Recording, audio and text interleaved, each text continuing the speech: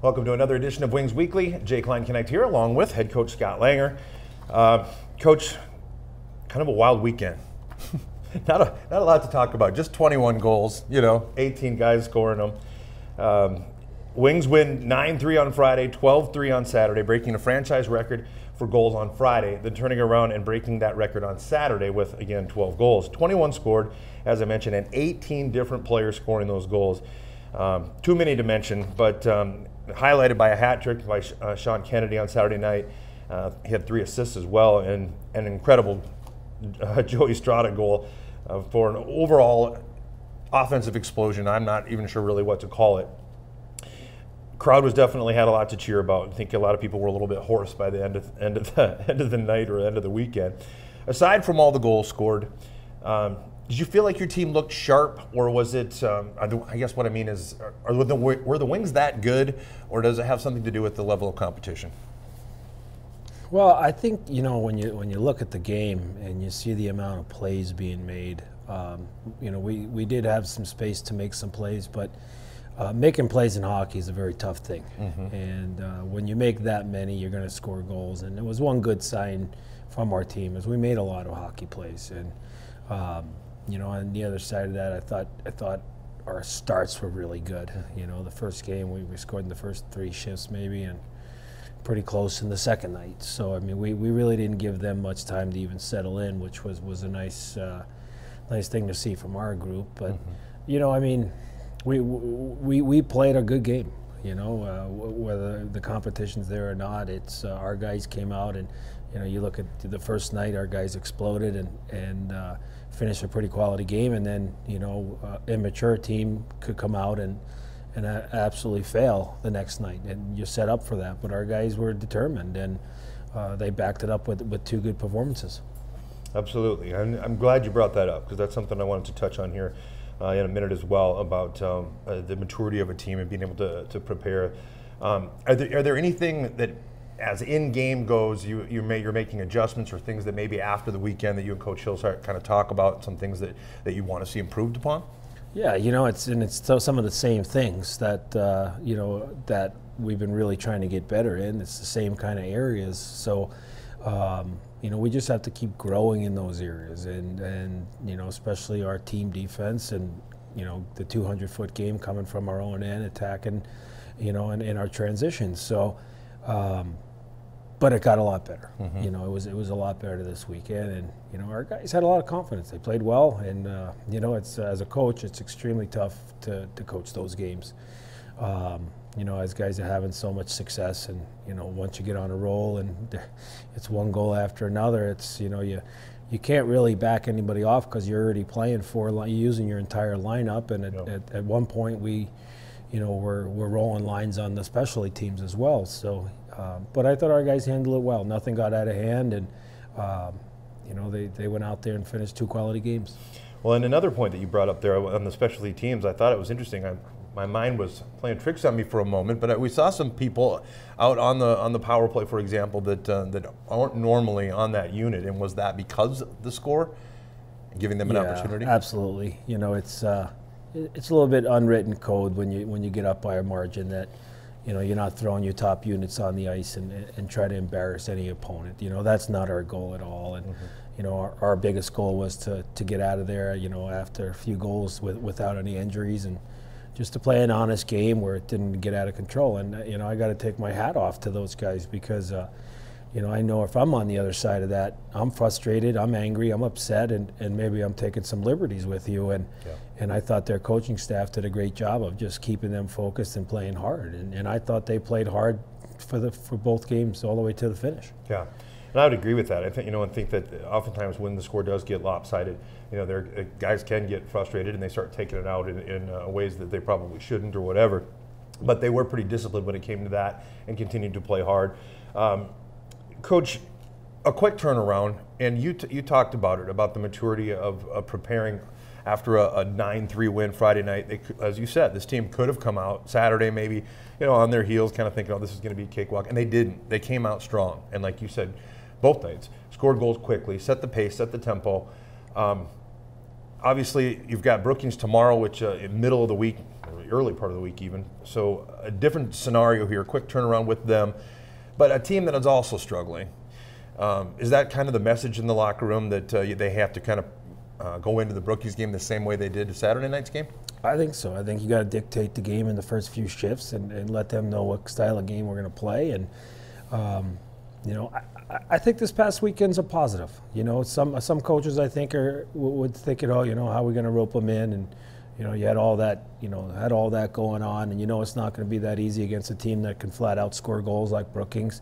But I think it was good for our confidence level. There was guys making plays that normally don't make a whole lot of plays. So I think from a confidence standpoint, I think it could be real beneficial that we had the outbursts we had this past weekend. Mm-hmm. But you know, we're not a team to look past any opponent. You know, so it's you know, we had a good hard practice today, and you know, we'll go through our same routine tomorrow. But you know, we know that we can't afford to drop any games right now, so that's the goal. Yeah. Okay, and you talked too, preparation-wise. I mean, obviously when you have a game Saturday night, Sunday off, Monday you're practicing, and then Tuesday it's a game day again.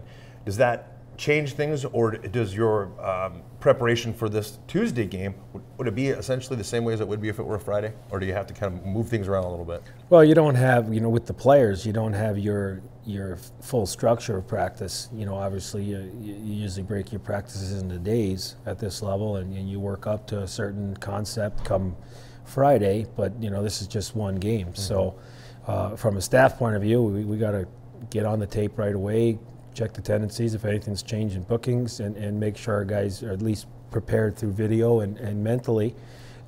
But you know, we're not going to change a whole lot structurally anyway, or at least not anything we can't change during the course of a period break or something like that come tomorrow night. Gotcha. Okay. Well, I had a question emailed to me, and I thought it was pretty interesting because we talked about this at the beginning of the year, and it has to do with personnel. Towards the beginning of the season, you talked about the fact that there was a fewer amount of players brought in than there have been in years past, and part of the reason for that was because they were scouted so well in your scouting staff, and so on, you really felt like you knew what you were getting. A lot of teams moving players around and stuff, but the Wings, now 22 games into the season, you essentially have the same team as you did at the beginning of the season. Is that new to you, or have you ever had a team with so few transactions? I'm not sure about that. I don't know, but you know, it's no secret that I don't like to make a lot of changes. I'd like to get it right every time, right in the beginning. You know, obviously it's not a perfect world. Every season's different, but you know, it sure is nice to have a group of guys and pretty much all the same faces here, especially the nucleus, where you can work with them every day and help develop them as a hockey team. Mm-hmm. You know, I think sometimes as a coach, you can try to make it easy on yourself by making a lot of trades and trying to bring in better players, because then you don't have to work on developing them.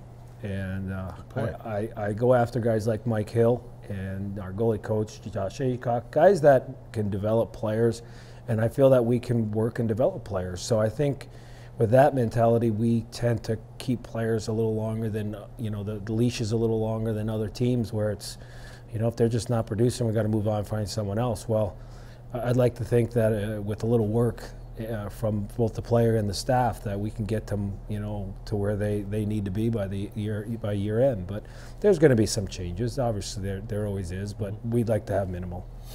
Well, that's a very good answer, and I'm glad that question was sent to me, because I think it's a very good point that you bring up, that basically it's almost like not giving up on someone but continuing to work with them. That's awesome. All right, Coach, well, again, short week here. I know you guys got a lot of work to do to prepare for tomorrow night's game, so I won't keep you here any longer, but I appreciate you taking some time here, and congratulations on a big weekend, and best of luck tomorrow night against Brookings. Thanks, Jay. All right, folks, we'll be back with the second portion of today's Wings Weekly after this. Let's make a taco. No, seriously. Start with a tortilla, soft tortilla. Warm it, kiss it, don't kiss it. Chicken? How about tequila lime chicken? Now we're cooking. Slice this, peel that, snip those. Salsa? Verde. Cheese? Cotija. Oh, forgot to mention guac. That's better. See, anyone can make a taco, but we're not anyone. We're Qdoba, and these are knockout tacos. Qdoba Mexican Eats. Choose flavor. Welcome back to Wings Weekly. As promised, a couple of players joining me here. And we go coast to coast for today's players. Connor Beatty of Concord, New Hampshire, and Colton Hewart of Foothill Ranch, California. So, boys, I appreciate you taking some time to join us here on the show. No problem. All right, well, the standard start is to have you guys tell us a little about your family and about home. So we'll go ahead and keep with that. And Connor, if you want to get us started a little bit, what's Concord, New Hampshire like? What are your folks like? And what do you got going on at home? Concord it's not a huge town, but it's around 50,000. Live with my mom, dad, brother, sister. Good family, you know. Good town, good high school. That's about it. Nothing special. Foothill is it's not too big, but I guess compared to Aberdeen, it's pretty big. That doesn't take much. Yeah.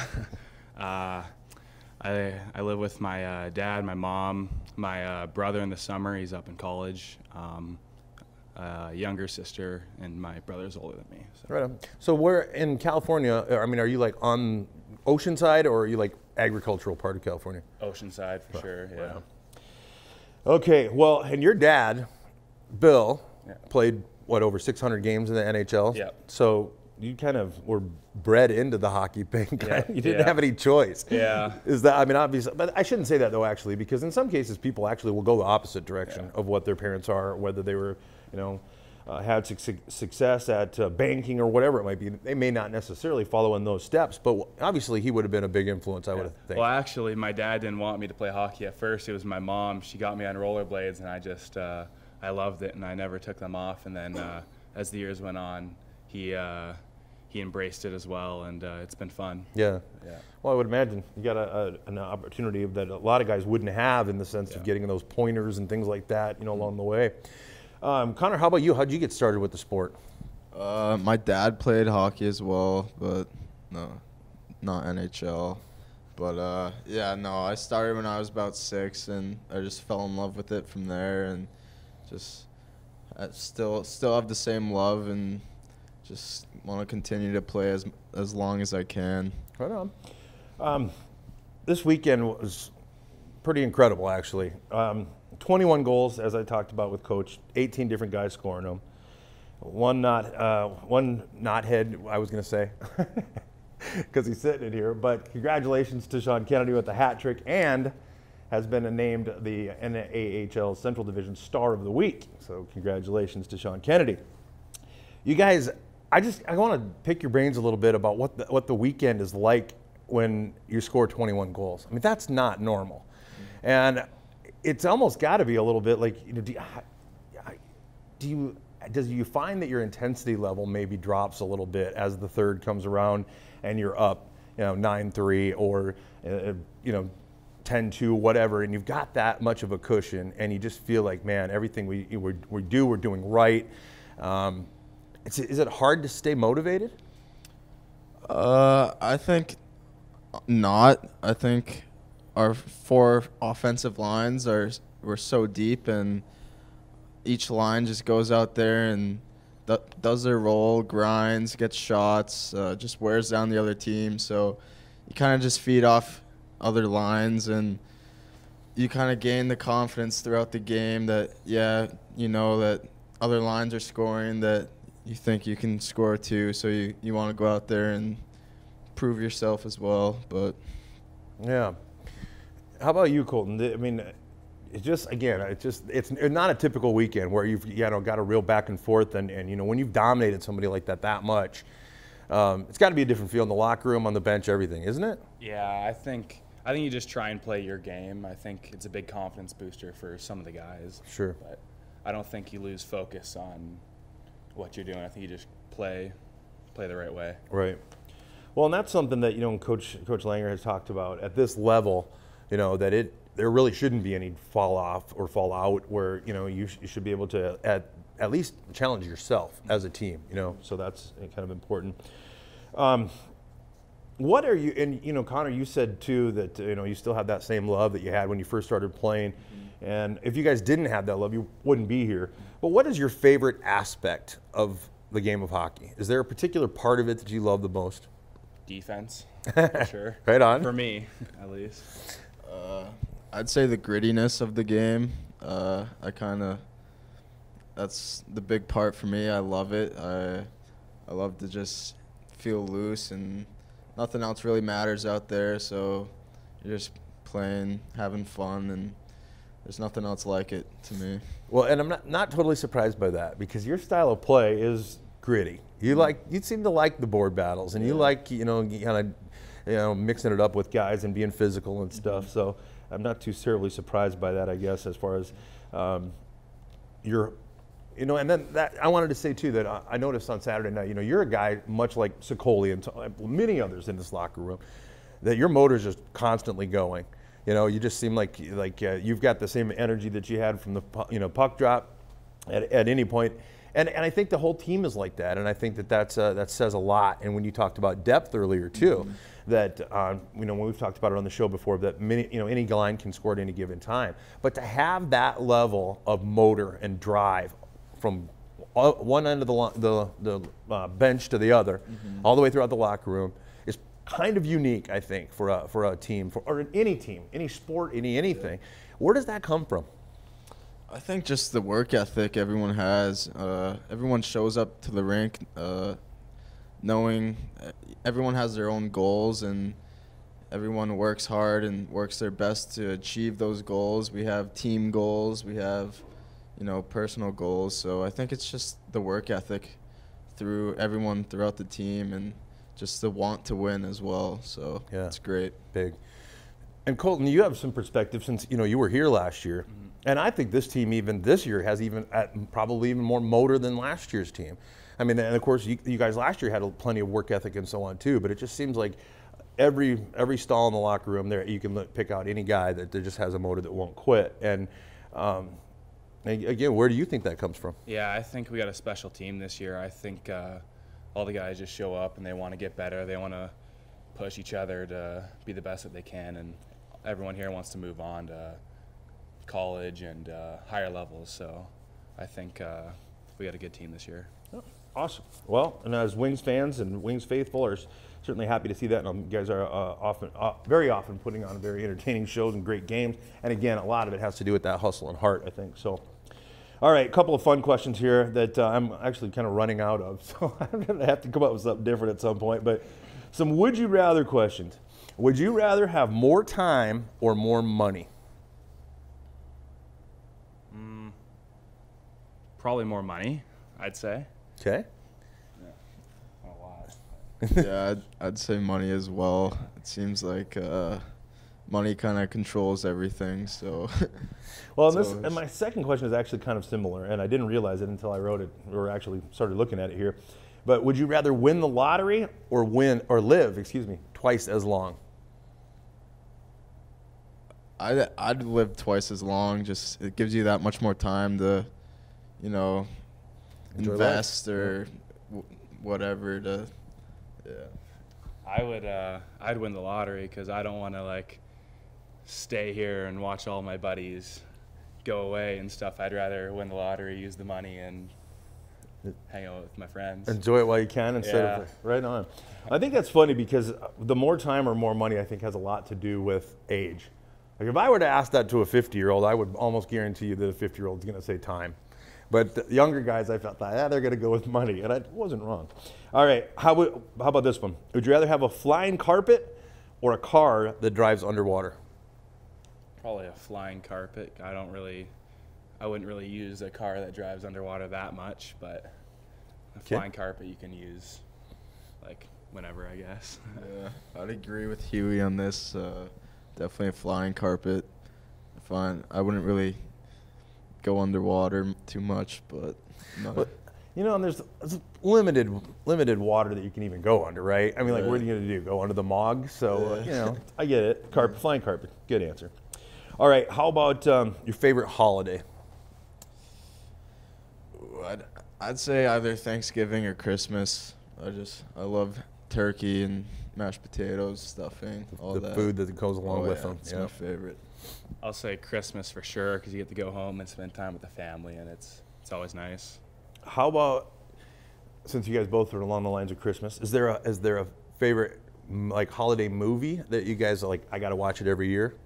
And along that line, traditions. Are there traditions at home that you guys do with your family and so on? Not really, other than the normal traditions you do for Christmas. But for movies, I guess The Grinch is the popular one. Grinch, good one, yeah. Yeah, we'd usually watch, Rudolph, like the yep, classics. yep. But we always have a good bunch of family over for Christmas Eve and have a nice meal, and it's just nice to see your whole family and get to spend some time. Yeah.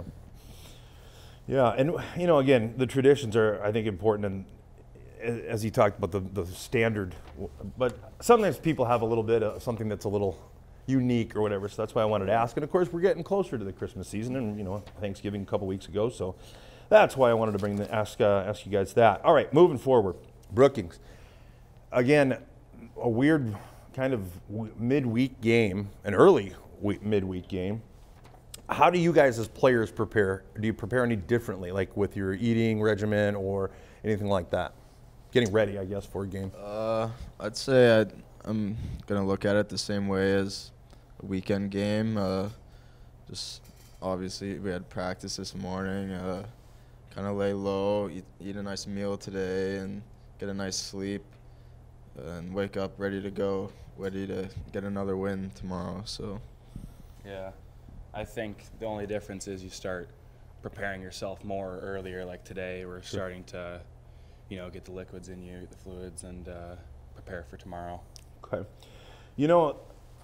Last week I had Pearson Brandon on the show, and he made a comment about when asking about like what are the keys of moving forward and continuing to have success as a team. And one of the things that he said was that you can't look past any opponent on any given week, that you have to treat them all with respect. And I thought that was especially telling considering that Chippewa Falls or Chippewa Steel were coming in to Aberdeen for the weekend, and then you turn around and go to Brookings. And both of these teams are struggling. And we talked about it when you're dominating a team over the weekend to stay up and motivated. So with a team like Brookings that is struggling a bit and so on, and we talked about it with the Chippewa Steel over the weekend, and getting making sure that your level of compete is where it needs to be. How do you not have a little bit of letdown, and especially because you have a day off, in between or whatever. It's not like a weekend game where you have that moment where you're off the ice for a couple of days. You got to get back up emotionally as well as physically, like you guys were talking about. Is that a challenge for you guys at all? Or do you think that you, like I talked with Coach Langer about, do you go into it like you did going into Saturday's game where you're like, okay, we handled them pretty well, but we got to make sure and not underestimate this team? Yeah, for sure. We just got to go into it like we're playing any other game or any other team on the weekend. Yeah, any team can beat anyone. Like Chippewa beat Austin, and we just got to come ready to prepare and play the right way. Connor, you'd echo that most likely, huh? yeah, I think especially for those, you gotta make sure you start your first few shifts are exceptional and get on them early, and then just shove it down their throats almost. So right on. Just gotta the good start is key, and just keep following up throughout then. And Coach Langer actually said that very thing. Said that one of the important parts is to come out right away strong. So interesting. All right. Again, best of luck to you guys coming up against Brookings Tuesday night. Weird middle of the week, early week game. I appreciate you guys coming on the show, and again, best of luck against the Blizzard and throughout the rest of the season. Thank you. Awesome. Thanks for having us. Thank you very much. You bet. Well, folks, we got some news to talk about a little bit here before I send it away, but wanted to let everyone know, of course, that there are still a few spots available on the fan bus. Call Aaron at 605-380-5852 for more information. Again, a Wings fan bus heading down to Brookings for that game tomorrow night. Puck drop is at 7:05. You can listen on 94.1 The Rock, HubCityRadio.com, or the Rock app. You can watch the game at Buffalo Wings and Rings in Aberdeen or by logging on to HockeyTV.com. Friday, December 7th, the Wings are back home against the Minnesota Wilderness. Stutzman Harley-Davidson game sponsor is Stutzman Harley-Davidson. Free Kids Friday, kids 12 and under receive free admission with the purchase of an adult ticket at the door and skate with the Wings after the game. Saturday, December 8th versus the Minnesota Wilderness. It's the Aberdeen area BMX jersey auction night with auctioneer Val Jark of Jark Worley Auctions following the game. It's PC night, so all PC students will receive free admission courtesy of Presentation College. Doors open for all Wings home games at 5:30 and the puck always drops at 7:15. $10 general admission tickets are on sale now at any of the 4C Express locations in Aberdeen with additional purchase. And for all the latest news and information, visit AberdeenWings.com or follow us on Facebook, Snapchat, Twitter, and Instagram. That will pretty much wrap up this week's Wings Weekly.